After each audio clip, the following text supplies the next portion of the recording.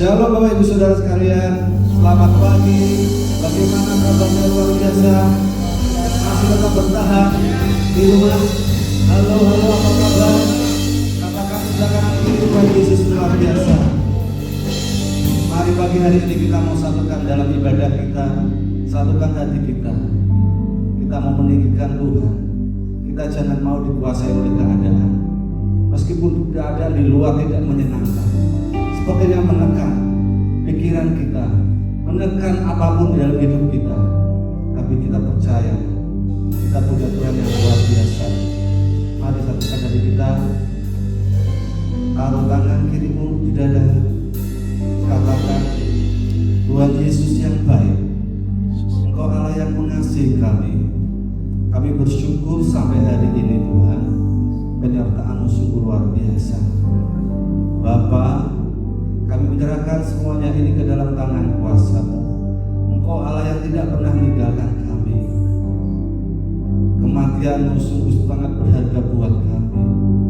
Tidak ada satu kuasa satupun yang bisa menahan kebangkitan-Mu. Tidak ada satu kuasa pun yang bisa menahan kasih-Mu terhadap kami. Pagi hari ini Tuhan, kami sama-sama merendahkan hati kami untuk diam di bawah kaki-Mu dan memuliakan nama-Mu. Kau yang bertata di atas pujian. Terima kasih Bapa. Roh Kudus pimpin kami dari awal, pertengahan hingga akhirnya. Ibadah ini ibadah yang diberkati Tuhan. Urapi hamba-Mu, urapi kami semuanya, urapi Pastor Agus, sampaikan pesan-pesan Tuhan terhadap hamba-Mu ini di dalam nama Yesus. Karena Engkau mati buat kami, kami hidup ada hari esok Tuhan. Engkau hidup ada hari esok, Engkau hidup ada hari esok. Di dalam nama Yesus, semua yang percaya katakan amin. Haleluya. Semuanya bersuka karena Tuhan. Mari kita akan pujikan satu pujian, sebab Dia hidup ada hari esok. Amin.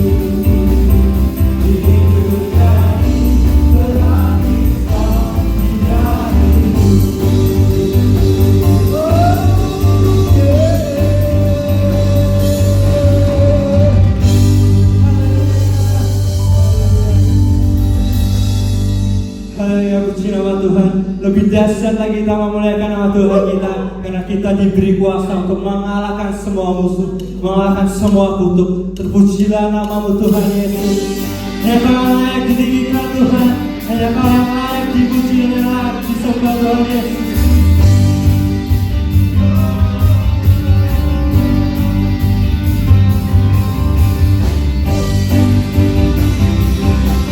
Diberi kuasa,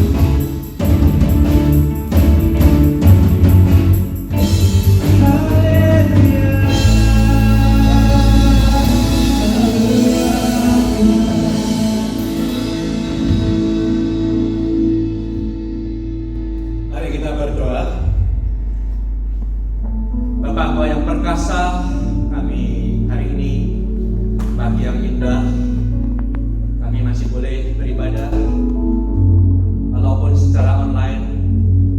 Kami minta berkat-Mu turun atas semua yang menyaksikan, mendengarkan penyampaian firman Tuhan ini, baik mereka yang ada di rumah maupun ada dimanapun juga.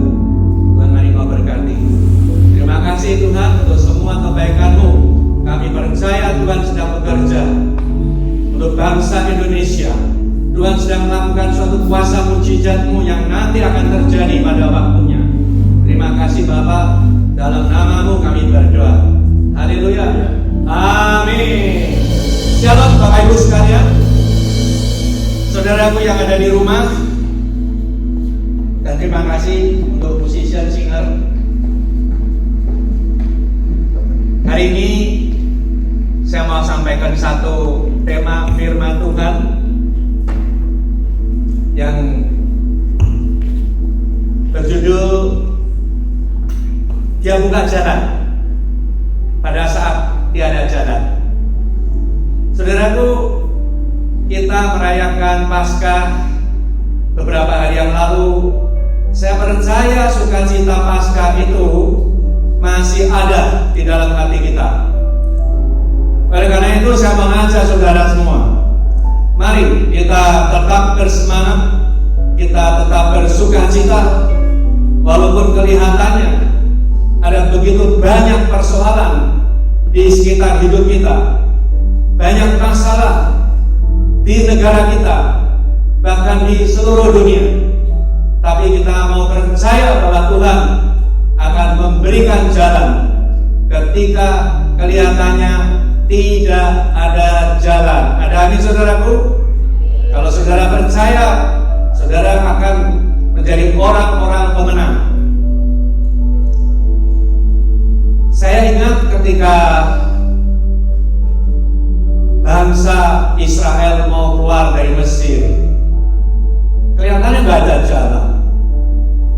Ketika mereka sedang keluar dari Mesir, dikejar oleh tentara Firaun, dan ketika mereka berjalan menghadapi satu laut Teberau yang besar itu, mereka berteriak-teriak kepada Tuhan, bagaimana ini kita ini?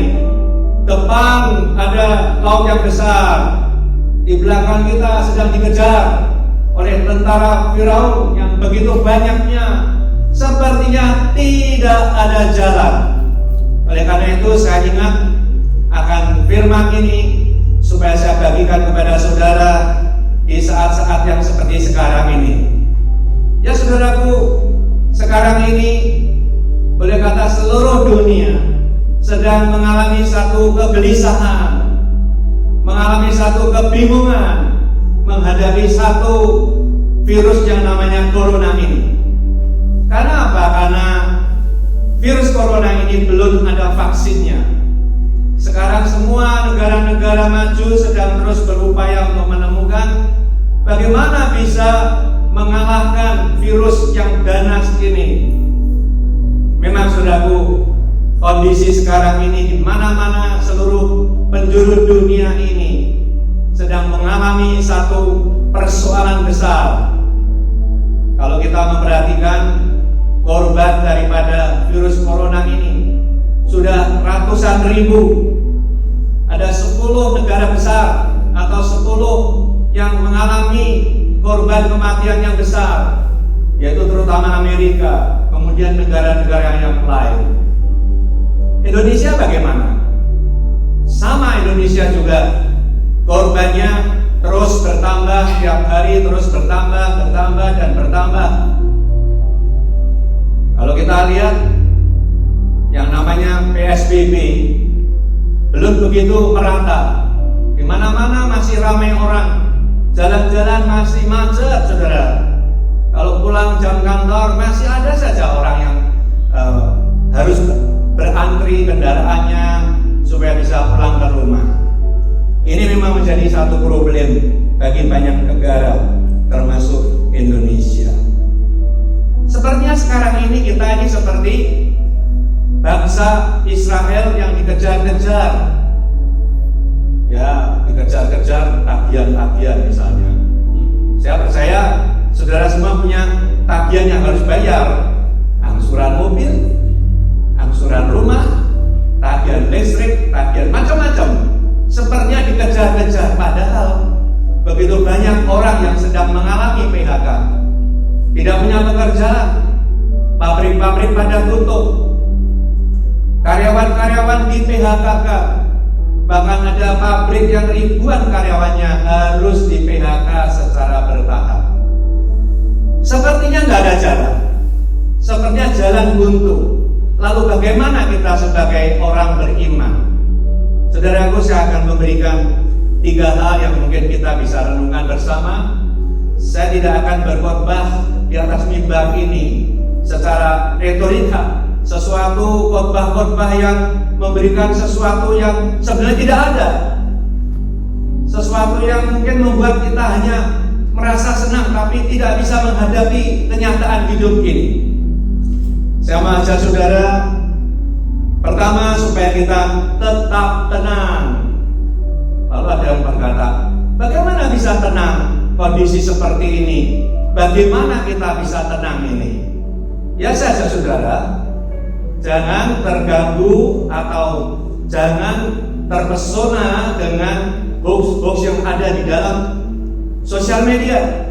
Ya, seringkali kita mendengar, wah di sana ada kematian, tahu-tahu di sana ada orang baru masuk 4 hari sudah meninggal, dan seterusnya dan seterusnya. Nah saudara, memang sekarang sepertinya di mana-mana terjadi orang meninggal karena dikatakan virus corona ini. Dan juga supaya kita ini ikutilah aturan pemerintah. Kalau aturan pemerintah mengatakan stay at home, ya jangan coba-coba kita tuh keluyuran kemana-mana, pergi yang tidak penting. Stay at home, di rumah saja. Work at home, bekerja di rumah saja. Lalu ada yang berkata, bagaimana suruh kerja di rumah? Kita nggak punya warung, nggak punya perusahaan, nggak punya IT, mungkin bisa bisnis online atau lain sebagainya. Tapi itulah keadaan sekarang. Kita harus membatasi aktivitas kita. Kita ada di rumah. Kalau pergi-pergi ya pakai masker. Ya masih banyak orang pergi tanpa masker. Kalau kemudian pemerintah menganjurkan supaya kita sering cuci tangan. Ya sekarang ini kan banyak orang ya kemana-mana cari tempatnya cuci tangan. Ya biasanya tangannya kelipotan, sekarang wah menjadi orang yang ya mau cuci tangan dan sebagainya dan sebagainya. Dan juga jarak. Gereja juga kalau tadi para singer itu sudah diperingatkan jarak, ada jarak. Nah ini semuanya saudara, kalau saudara lakukan itu semua, saudara akan tenang. Karena semua risiko sudah Anda antisipasi dengan satu pengetahuan yang benar. Kemudian juga jangan suka makan di pinggir jalan. Itu memang sumber penyakit di sana. Supaya kembali ke rumah, makan di rumah. Itulah yang bisa menjamin kita hidup tenang. Ya satu hari saya pernah makan di luar. Karena jamnya sudah lebih dari jam 3. Saudara, setelah makan pulang rumah baru sadar, waduh, tadi kenapa saya makan di luar? Jadi sepanjang setengah hari itu saya serba gelisah. Tadi makan di rumah makan di situ, apakah alat-alat makannya bersih dan lain sebagainya. Oleh karena itu saya ajak saudara, mari kita hidup menurut apa yang pemerintah sudah anjurkan. Hidup ya supaya menjadi tenang. Lalu tetap berharap kepada Tuhan. Kita tidak tahu rencana Tuhan apa. Kenapa ada begitu banyak korban? Sudah ratusan ribu orang yang mati. Bahkan tadi saya nonton video di Jakarta, seorang supir ambulans yang tiap 5 menit ditelepon supaya angkut jenazah untuk dimakamkan, angkut jenazah di sana, di sini, di sana, di sini. Sehari puluhan kali dia mengangkut jenazah untuk dimakamkan. Sampai tukang supir driver mobil jenazah ini memberikan kesaksian sambil menangis. Tolong supaya kalian ini, tolong supaya jangan pergi-pergi. Karena dia melihat ketika dia membawa jenazah, kanan kiri masih macet semua di Jakarta itu. Tanggal 8 itu videonya. Saudara, kita berharap sama Tuhan, tapi juga kita harus membatasi diri kita. Kita nggak tahu rencana Tuhan itu seperti apa. Tapi seperti bangsa Israel, ketika setelah dia bisa melewati Laut Teberau, kemudian dia mulai jalan, dia terlepas daripada ancaman tentara Firaun itu. Oh, baru ngerti, oh ternyata Tuhan itu punya jalan. Ternyata caranya menolong seperti itu. Tuhan hanya berkata, celupkanlah kakimu kepada para pengusung tabut perjanjian itu. Ketika kaki pengusung tabut perjanjian itu dicelupkan di Laut Teberau, langsung laut itu terbelah. Kita nggak tahu, ya, tiada yang mustahil bagi Tuhan. Kita percaya Tuhan ini sedang melakukan sesuatu, dan kita mau supaya kita berharap kepada Tuhan. Kita terus mengharapkan Tuhan akan tolong bangsa Indonesia, akan tolong seluruh dunia, supaya secepatnya virus ini bisa dikalahkan oleh dengan vaksin-vaksin nanti yang akan ditemukan oleh para ahli. Kemudian yang ketiga adalah tetap berzikir, berdoa, kontemplasi. Kita berdoa, kita bersama-sama dengan seluruh umat beragama seluruh Indonesia, baik itu dari Islam, dari Katolik, dari Hindu, dari Buddha, dari Kristen, dari semua aliran-aliran. Kita bersama-sama, mari kita berdoa. Inilah waktunya bangsa Indonesia bersatu. Inilah waktunya kita punya satu tujuan yang sama. Mohon tolong Tuhan, Tuhan tolong bangsa kami, Tuhan berikan pertolongan supaya jangan lebih banyak lagi korban oleh corona ini. Dengan demikian kita bisa melihat ada satu kesatuan bangsa kita yang tidak pernah terjadi sebelumnya. Kalau seringkali terjadi godok-godokan, terjadi sesuatu masalah antar agama, tapi saya percaya itu waktunya untuk kita seluruh bangsa Indonesia bersatu berdoa, minta Tuhan tolong supaya mujizat boleh terjadi. Kita juga minta Tuhan mari berikan kekuatan kepada Bapak Presiden dan Wakil Presiden serta seluruh pejabat-pejabat mulai dari pusat sampai ke pelosok-pelosok daerah, karena mereka adalah orang-orang pahlawan, orang-orang yang sungguh mempertaruhkan hidupnya untuk nyawa orang lain. Kita juga berdoa untuk para dokter dan para perawat, tim medis, supaya Tuhan tolong, karena begitu banyak korban dari kalangan mereka. Minta tolong Tuhan, Kau proteksi mereka, karena mereka juga adalah orang-orang yang mau berkorban untuk menolong orang lain. Saya percaya ketika kita percaya, kita pasrah kepada Tuhan, ketika kita merasa tidak ada jalan, ketika kita merasa jalan buntu, ketika kita merasa tidak ada uang lagi, dan lain sebagainya, persoalan masalah-masalah yang lain, mari kita pandang Dia. He will make a way. Ketika tidak ada jalan, Tuhan akan beri jalan. Oleh karena itu, saudaraku, pada ibadah dalam rangkaian Paskah ini, kita mengajak semua, mari kita bersemangat, kita bersatu, kita berdoa, kita berjuang, kita jangan lelah, karena Tuhan yang akan memberikan kemenangan kepada kita semua. Ya, Tuhan memberkati kita semua. Tuhan memberikan kekuatan kepada kita. Tuhan memberikan gereja-gereja supaya menjadi terang ketika banyak orang sedang mengalami kesulitan. Gereja-gereja yang mampu, mari menolong gereja-gereja yang susah. Gereja-gereja yang mampu, Mari menolong mereka yang butuh.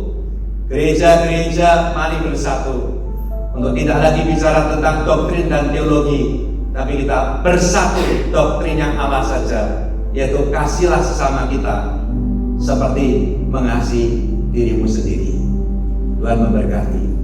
Haleluya. Haleluya. Tuhan memberkati. Haleluya. Amin. Bapak, terima kasih. Kalau Engkau berjanji memberikan jalan bagi kita, bagi seluruh bangsa Indonesia, bagi negara-negara lain,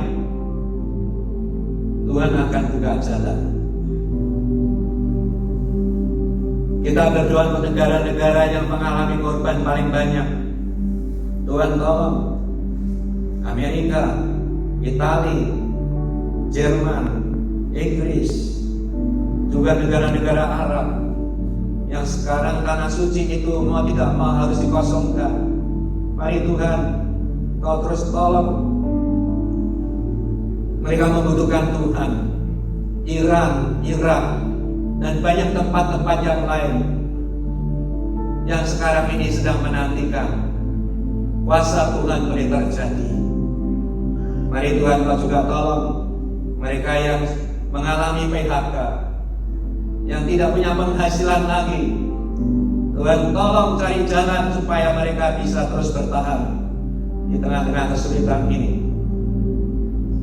Kita juga mau berdoa untuk Indonesia. Oh, banyak masalah yang harus diatasi. Harus memberikan jaminan sosial bagi jutaan manusia. Tuhan, Kau yang akan memberikan kecukupan anggaran bagi negara kita, supaya banyak orang, rakyat masyarakat yang kekurangan boleh mengalami pertolongan dari dana yang Tuhan, yang pemerintah tunjukkan. Terima kasih Bapa. Kiranya di dalam nama Tuhan kami Yesus Kristus kita boleh terus berharap, percaya satu hari semua masalah virus ini akan teratasi dan Indonesia mengalami satu kebangkitan ekonomi, kebangkitan industri, kebangkitan dalam dunia internasional. Haleluya. Dalam nama Yesus kami berdoa. Amin. Gembalamu,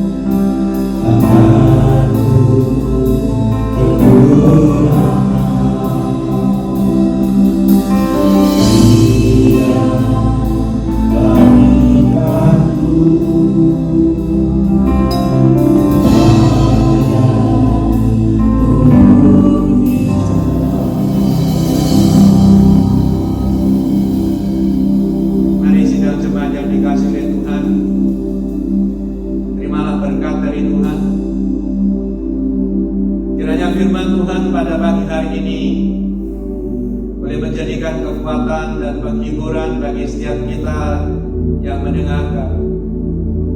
Ya Roh Kudus menolong setiap kami untuk menghadapi masa-masa sulit ini. Roh Kudus berikan kekuatan kepada kami. Roh Kudus berikan hikmat kepada kami, supaya kami boleh tetap teguh, tetap percaya bahwa Tuhan akan menolong. Tuhan masih memegang kendali daripada seluruh ciptaannya. Dan pada satu hari kita akan melihat bahwa pertolongan-Mu nyata atas seluruh bangsa-bangsa untuk menghadapi satu pandemi yang sangat berbahaya ini. Kami ingin berlindung di bawah naungan sayap-Mu. Kami percaya Tuhan, ketika kami menyerahkan kekhawatiran kepada Engkau, Engkau akan menggantikan kita dengan satu pengharapan yang baru.